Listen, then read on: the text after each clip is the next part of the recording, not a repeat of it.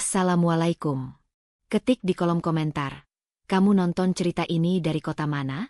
Dan buat kamu yang like serta subscribe, saya doakan rezekimu lancar, hatimu bahagia, dan kalau sedang berjuang, semoga segera dipertemukan dengan cinta yang tulus seperti dalam kisah ini. Sekarang, siapkan hati. Karena cerita kali ini bukan hanya tentang cinta, tapi tentang luka, ketulusan, dan seorang pria sederhana yang menyentuh hati gadis yang telah lama tertutup untuk cinta. Udara musim gugur di Incheon menggigit kulit, membuat Dimas selalu mengenakan jaket tipis meski baru pukul 6 pagi. Ia melangkah cepat menuju halte depan pabrik, tempat biasa ia membeli kopi hangat dari gerobak sederhana milik seorang gadis Korea. Nama gadis itu Yejin. Wajahnya pucat, dingin, dan nyaris tak pernah tersenyum. Setiap hari, Dimas menyodorkan uang, menerima kopi, lalu mengucapkan terima kasih lirih. Yejin hanya mengangguk, tanpa pernah membalas tatapan ramahnya. Dimas bukan tipe pria yang mudah menyerah, tapi bukan pula tipe yang mengejar tanpa arah. Ia hanya merasa, di balik tatapan kosong Yejin, ada luka yang belum sembuh. Dan entah kenapa, pagi-pagi yang dingin itu, Dimas selalu merasa lebih hangat dengan secangkir kopi dari tangan Yejin. Pekerjaan di pabrik logam tak pernah mudah. Bunyi mesin, panas, dan beban fisik membuat tubuhnya lelah setiap hari. Tapi Dimas bersyukur. Ia datang dari Solo membawa mimpi, menyekolahkan adiknya, memperbaiki rumah ibunya, dan menjadi lelaki yang berguna. Hidup di Korea bukan perkara mudah, tapi Dimas bertahan. Di asrama, ia sering termenung. Bukan hanya rindu rumah, tapi juga memikirkan tentang Yejin. Gadis itu seperti teka-teki. Tak ada satupun pekerja yang bisa akrab dengannya. Katanya, Yejin pernah punya masa lalu kelam, dikhianati, dipermalukan, dan sejak itu menutup diri dari dunia luar. Tapi pagi itu berbeda. Saat Dimas hendak menyodorkan uang seperti biasa, Yejin berkata pelan, "Gratis, untuk hari ini." Dimas terdiam, memandang matanya. Yejin mengalihkan pandang. Tak ada percakapan lebih panjang, tapi untuk Dimas, itu adalah tanda bahwa mungkin hati beku itu mulai mencair. Yejin bukan gadis biasa. Ia selalu datang lebih pagi dari siapapun, mendorong gerobak kopinya melewati trotoar sepi, berhenti di titik yang sama di depan pabrik logam tempat Dimas bekerja. Tak pernah ada suara tawa darinya.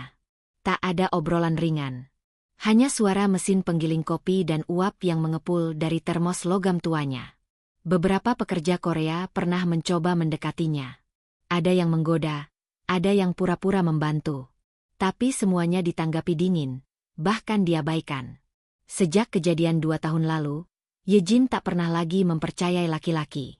Dulu, ia adalah mahasiswi desain interior, ceria dan penuh semangat. Hingga satu pria membuat segalanya hancur. Pria itu mendekatinya, mengambil kepercayaan, lalu mempermalukannya di depan teman-teman kampus. Sejak itu, Yejin menutup semua pintu dalam hatinya, bahkan kepada keluarganya sendiri. Namun sejak Dimas datang, ada yang berbeda. Pria itu tak pernah memaksa bicara. Tak pernah sok akrab. Hanya menyapa dengan senyum dan selalu mengucap terima kasih, bahkan saat hujan deras mengguyur tubuhnya. Yejin memperhatikan dari balik kaca kecil gerobaknya. Ia tak paham kenapa pria itu tetap datang setiap hari, meski hanya untuk secangkir kopi dan senyum kecil yang tak pernah dibalas. Hingga pada suatu malam, hujan deras mengguyur Incheon. Angin berhembus kencang, gerobak Yejin oleng saat ia mencoba menutup tenda. Lalu, Dimas datang. Basah kuyup, ia berlari mendekat dan menahan gerobak dari roboh. "Pegang ini, biar aku bantu," ucapnya tegas namun lembut.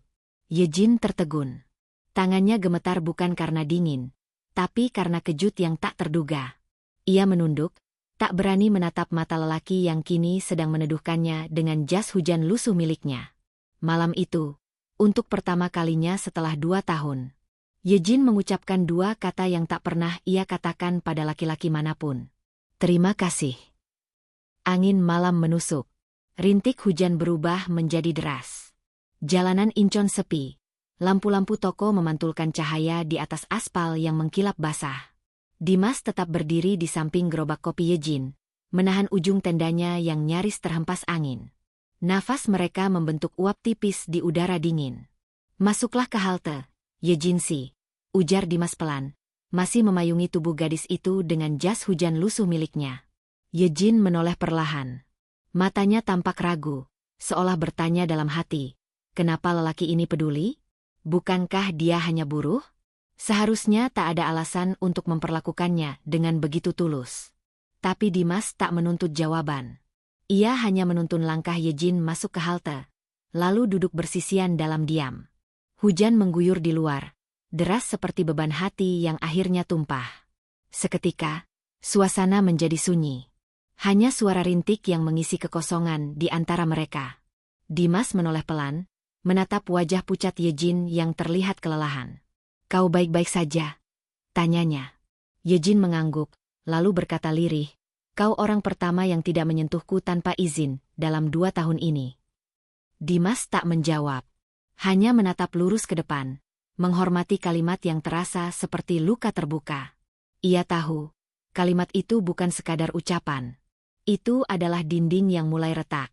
Yejin lalu membuka termos kecil, menuangkan 2 gelas kopi panas dan menyodorkan salah satunya pada Dimas. Tangan mereka bersentuhan, sebentar, namun cukup untuk membuat dada Yejin bergetar. "Kau orang Indonesia, ya?" tanyanya pelan. "Iya, dari Solo," jawab Dimas sambil tersenyum. "Namamu Yejin, kan?" Yejin mengangguk pelan. Malam itu mereka duduk cukup lama. Tidak bicara banyak, tapi lebih dari cukup untuk membuat sesuatu berubah. Hujan akhirnya reda, dan Yejin berdiri pelan sambil berkata, "Terima kasih sudah menolongku. Hati-hati pulangnya, Dimas." Nama itu meluncur dari bibir Yejin seperti bisikan asing yang selama ini terkunci.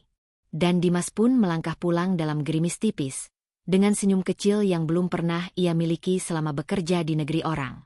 Malam itu, tanpa sadar, hati yang membeku mulai mencair. Keesokan paginya, Dimas kembali berdiri di depan gerobak kopi seperti biasa. Tapi ada yang berbeda. Yejin menyapanya lebih dulu. Suaranya tetap pelan, namun kali ini ada getar hangat yang menyusup di antara dinginnya udara pagi. "Pagi, Dimas. Hari ini mau kopi yang biasa?" Dimas hampir tak percaya. Ia mengangguk cepat, mencoba menyembunyikan senyum yang mengembang terlalu lebar. Yejin menuangkan kopi, menutup gelasnya, dan sebelum menyerahkannya, ia menatap Dimas sesaat. "Terima kasih untuk semalam."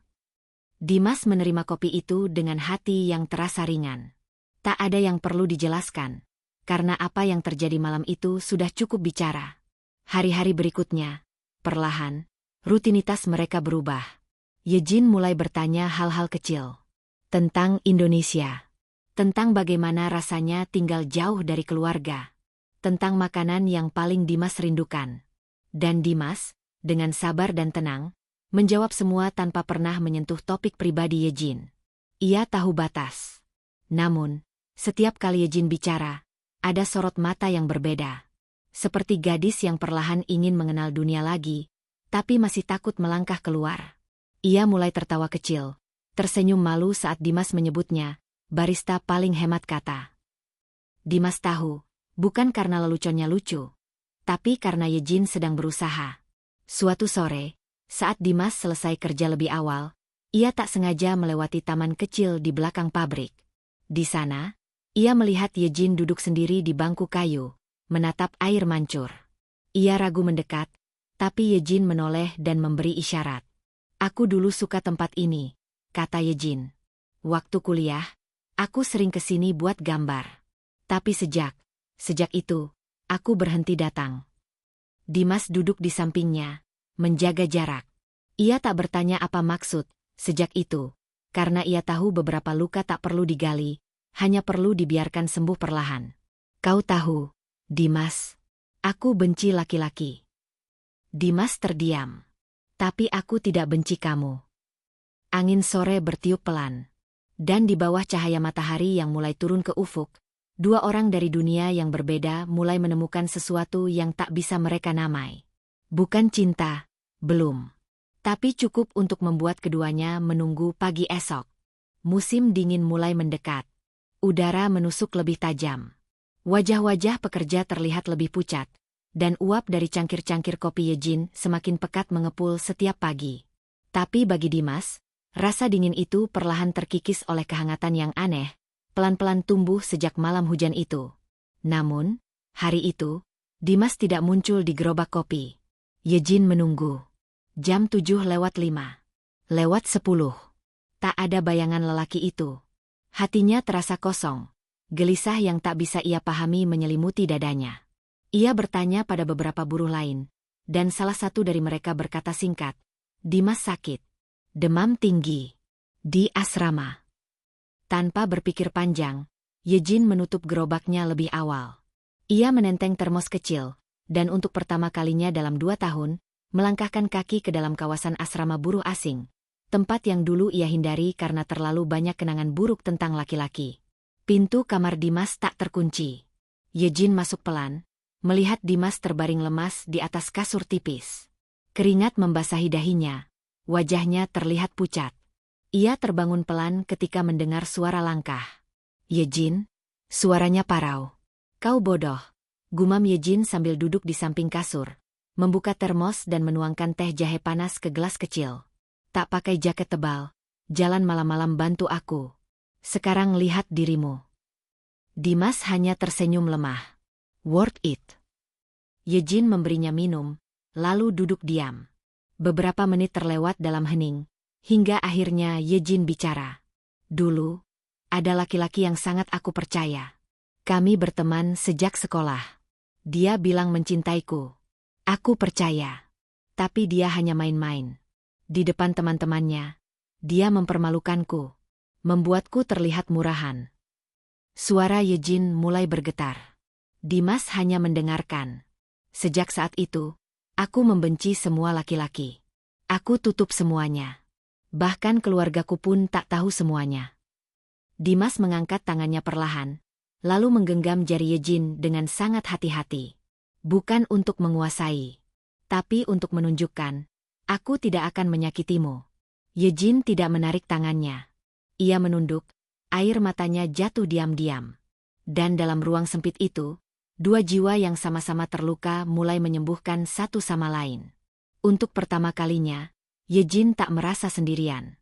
Sejak malam di asrama itu, ada sesuatu yang berbeda pada Yejin. Gerak tubuhnya lebih tenang, senyumnya mulai muncul meski hanya sesekali, dan saat Dimas kembali bekerja, ia disambut dengan segelas kopi hangat, tanpa diminta.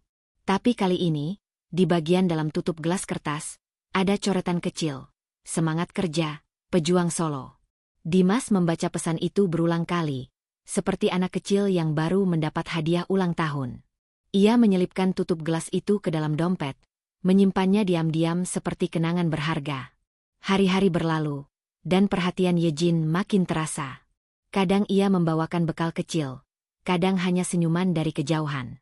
Tapi bagi Dimas, itu lebih dari cukup. Ia tak pernah menuntut, tak pernah mendesak Yejin membuka hati lebih cepat. Ia tahu proses ini rapuh, dan harus dijaga dengan sabar.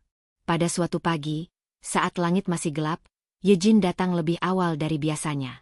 Ia membawa 2 termos, satu berisi kopi untuk dijual, satu lagi berisi sup hangat khusus untuk Dimas. "Kau kelihatan kurusan," katanya singkat saat menyodorkannya. Dimas tertawa kecil. "Kurusan demi kamu yang mulai cerewet." Yejin tersipu, melempar tatapan sebal yang tidak benar-benar marah. Di balik tatapan itu, ada rasa yang mulai tumbuh. Ia sendiri bingung dengan perasaannya. Lelaki ini, yang hanya seorang buruh asing, tak punya gelar, tak punya nama besar, justru mampu membuat hatinya tenang. Sore harinya, Yejin pulang lebih awal. Ia berdiri di balkon apartemen kecilnya, menatap lampu-lampu kota yang mulai menyala. Tangannya memegang gelas teh hangat, tapi pikirannya terbang ke arah Dimas. Lelaki yang tidak pernah memaksa, tapi justru tinggal dalam pikirannya tanpa diundang. Yejin menoleh pada sebuah lukisan setengah jadi yang tergantung di dinding. Di dalamnya, ada sketsa samar wajah lelaki sedang tersenyum dengan tatapan hangat, wajah Dimas. Ia menggenggam kuas, tapi tak sanggup melanjutkan lukisan itu malam ini. Karena kali ini, hatinya terlalu penuh untuk dilukiskan. Musim semi mulai datang. Bunga-bunga sakura mekar di sudut-sudut jalan Incheon. Dimas kini tampak lebih segar dari sebelumnya. Tubuhnya lebih berisi, wajahnya bersinar. Ia baru saja dipromosikan menjadi pengawas lini produksi setelah 1 tahun menunjukkan kerja tanpa celah. Rekan-rekannya mengucapkan selamat, dan bahkan beberapa staf Korea mulai mendekatinya dengan cara yang lebih hangat. Salah satunya adalah Mina, staf perempuan muda dari bagian administrasi. Ia cantik, ramah, dan jelas tertarik pada Dimas. Hampir setiap makan siang, Mina datang ke ruang pengawas membawa 2 kotak bekal. Dimas menolaknya dengan sopan, tapi sesekali terpaksa menerima karena situasi tak memungkinkan. Yejin melihat semua itu dari kejauhan. Awalnya ia tak bereaksi. Tapi pagi itu, saat Dimas mampir ke gerobaknya seperti biasa, Yejin menyodorkan kopi tanpa tatapan, tanpa senyum. Dimas merasa ada yang ganjil. "Kamu kenapa?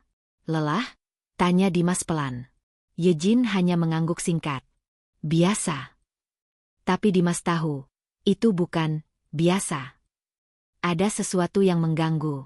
Dan itu baru benar-benar terasa saat Dimas melihat catatan kecil di dalam tutup gelas hari itu. Tak seperti biasanya yang berisi kalimat semangat atau guyonan hangat, kali ini hanya 1 kalimat pendek. "Kalau kamu sudah punya yang lain, tak usah kembali ke sini." Dimas tercengang. Setelah kerja, ia langsung menuju stand kopi Yejin. Ia menunggu Yejin membereskan peralatan, lalu menahan gerobaknya agar tak didorong pergi. "Kenapa kamu tulis itu?" tanya Dimas, nadanya lembut namun tegas. Yejin tak menjawab. Ia menunduk, jemarinya bermain dengan ujung sarung tangan. "Kalau kamu marah karena Mina, aku bisa jelaskan. Tapi kalau kamu cemburu, lebih baik kamu jujur. Karena aku sudah terlalu lama nunggu kamu membuka pintu." Yejin menoleh, matanya memerah. "Aku bukan cemburu, aku takut. Aku takut semua ini cuma mimpi. Kamu dapat promosi, dikelilingi perempuan cantik. Sementara aku cuma tukang kopi dengan masa lalu rusak." Dimas menarik napas dalam. Ia maju selangkah, mendekatkan wajahnya ke Yejin. "Kalau kamu tahu berapa kali aku ingin menyerah, tapi aku tetap datang ke gerobak ini setiap pagi, hanya karena ingin lihat kamu masih berdiri di sana. Jadi kalau kamu masih pikir kamu tak cukup untukku, tolong pikir lagi." Mata Yejin mulai berkaca-kaca. Ia tak bisa berkata apa-apa. Hanya bisa menggigit bibir, menahan sesuatu yang selama ini tertahan. Dan malam itu, untuk pertama kalinya, Yejin memeluk Dimas. Ringkih, ragu, tapi nyata. Pagi itu, langit Korea tampak lebih abu-abu dari biasanya. Angin bertiup pelan, menyapu daun-daun kering yang tertinggal dari musim lalu. Dimas berdiri mematung di depan ponselnya, wajahnya pucat. Ia baru saja menerima kabar dari kampung halaman. Ibunya dirawat di rumah sakit. Kondisinya menurun drastis. Kata-kata adiknya di ujung telepon menggantung berat di dada Dimas. "Mas, kalau bisa, pulanglah. Ibu terus menyebut namamu." Dimas memejamkan mata, menahan gejolak yang memukul dadanya. Ia tahu, tiket pulang mahal. Cuti sulit didapat. Tapi ini, ibunya. Yejin menemukan Dimas di bangku taman kecil dekat pabrik. Dimas duduk diam, wajahnya tertunduk, genggaman tangan di atas lututnya begitu erat. Tanpa bicara, Yejin duduk di sampingnya. Lalu perlahan menyentuh bahunya. "Ada apa?" tanyanya pelan. Dimas menghela napas, lalu menyerahkan ponselnya. Di layar, foto ibunya terbaring di ranjang rumah sakit. Mata Yejin membelalak pelan. "Dia sakit." Dimas mengangguk. "Aku ingin pulang. Tapi kalau aku berhenti sekarang, promosi yang baru saja aku terima bisa hilang. Tiket juga mahal. Aku takut pulang, lalu tak bisa kembali kerja di sini lagi." Yejin menatapnya lama. Lalu dengan tenang, ia meraih tangan Dimas. "Kau bilang padaku, keluarga adalah segalanya. Ibumu adalah orang yang membesarkanmu hingga jadi lelaki seperti sekarang." Dimas menatap Yejin. Matanya mulai berair. "Pergilah, Dimas. Aku akan menunggumu di sini. Gerobakku tetap berdiri di tempat yang sama. Tapi kalau kau menunda ini, dan sesuatu terjadi, kau tidak akan pernah memaafkan dirimu sendiri." Suara Yejin lembut, tapi penuh ketegasan. Dimas merasa dadanya pecah. Ia mengangguk cepat, lalu tanpa sadar meraih tangan Yejin dan menggenggamnya erat. Kamu yakin akan tetap di sini? Yejin tersenyum tipis. Aku tak tahu bagaimana caranya merindukan seseorang. Tapi, aku ingin belajar. Lewat kamu. Pelukan singkat terjadi di antara mereka. Tak ada janji manis. Tak ada kata-kata besar. Hanya dua hati yang tahu, jarak takkan menghapus apa yang sudah tumbuh perlahan.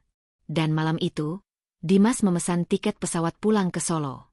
Dengan satu doa dalam hati, semoga masih ada waktu untuk membalas kasih seorang ibu, dan kembali ke sisi seorang gadis yang mulai percaya cinta lagi. Dimas menghabiskan 2 bulan di Indonesia. Ia tinggal di rumah sakit, menjaga ibunya siang malam. Untungnya, kondisi sang ibu perlahan membaik. Tubuhnya mulai pulih, dan senyumnya kembali menghiasi wajah lemah yang sempat hampir tak dikenalnya lagi. Namun di balik rasa syukur itu, ada rindu yang terus mengganggu hati Dimas. Rindu pada aroma kopi pagi hari, pada suara pelan Yejin yang tak pernah keras, dan pada tatapan malu-malu gadis yang mulai mencair hanya untuknya. Hari kepulangan pun tiba. Dimas kembali ke Incheon dengan koper yang tak hanya berisi pakaian, tapi juga oleh-oleh kecil untuk Yejin, kain batik sederhana, dan satu foto ibunya yang menitipkan senyum serta pesan, "Terima kasih telah menjaga anakku dari jauh." Begitu tiba di pabrik, Dimas langsung berlari ke depan gerbang. Tempat biasa Yejin berdiri dengan gerobaknya. Tapi kosong. Tak ada gerobak kopi. Tak ada aroma robusta. Tak ada suara uap dari termos logam. Dimas menunggu. 5 menit. 10. 30. Tapi tempat itu tetap kosong. Khawatir mulai merayap di dadanya. Ia bertanya pada beberapa rekan kerja, tapi tak ada yang tahu kemana Yejin pergi. Bahkan ada yang bilang, sejak kamu pergi, dia tak jualan lagi. Dimas melangkah cepat menyusuri jalanan yang pernah dilalui bersama. Taman kecil di belakang pabrik, halte tempat mereka pernah meneduh, bahkan gang kecil di samping toko tempat Yejin biasa membeli gula. Semuanya sunyi. Sampai akhirnya ia melihat sebuah kafe kecil di pojok jalan, yang dulunya adalah bangunan kosong. Kini, tembok depannya dipenuhi bunga kering dan papan nama kayu yang terukir dengan tangan. Di papan itu tertulis satu nama sederhana. Rasa Rindu. Dimas berdiri terpaku. Langkahnya maju perlahan. Dari balik kaca, ia melihat seorang gadis sedang meracik kopi dengan apron coklat muda. Rambutnya disanggul rapi, dan di lehernya tergantung kalung kecil yang ia kenali. Itu milik Yejin. Saat Dimas membuka pintu, lonceng kecil berdenting. Yejin menoleh, dan waktu seperti berhenti. Mereka saling menatap dalam diam. Tak ada kata yang keluar beberapa detik pertama. Tapi mata mereka saling bicara. Tentang rindu, tentang kerinduan yang tak pernah diucapkan, dan tentang waktu yang seperti berhenti hanya untuk mereka. Yejin tersenyum. Sudah cukup lama menunggu. Dimas melangkah mendekat, matanya berkaca-kaca. Ia mengangguk pelan, lalu menjawab. Tapi semua penantian itu, sepadan. Malam itu, kota Incheon bersinar lebih lembut dari biasanya. Di depan kafe, Rasa Rindu, lampion-lampion kecil bergelantungan, memantulkan cahaya keemasan ke jalanan batu. Udara masih dingin, tapi tak menusuk. Malam itu bukan tentang cuaca. Malam itu tentang dua orang yang akhirnya kembali dalam satu ruang yang sama. Yejin mengajak Dimas duduk di bangku kayu di teras kafe. Di depan mereka, 2 cangkir kopi hangat mengepul pelan, seolah menyambut babak baru dalam hidup yang pernah beku terlalu lama. Dimas menatap wajah Yejin dalam remang cahaya lampion. Wajah itu masih sama. Tenang. Tapi kini lebih damai. Lebih yakin. Aku kira kamu takkan kembali, kata Yejin pelan, mengusap jemarinya sendiri. Aku juga kira kamu takkan tetap di sini, jawab Dimas, menatapnya lekat. Tapi nyatanya, kita masih duduk bersebelahan. Yejin tertawa pelan. Kemudian diam. Ia menarik napas dalam, lalu menatap Dimas dengan sorot mata yang baru, sorot yang tak lagi menyembunyikan luka. Aku tak percaya cinta, ujarnya. Dulu, menurutku cinta hanya luka yang dibungkus kata manis. Tapi, saat kulihat kamu mencintai ibumu, Saat kulihat kamu rela pergi jauh tanpa janji, aku akan tetap menunggu.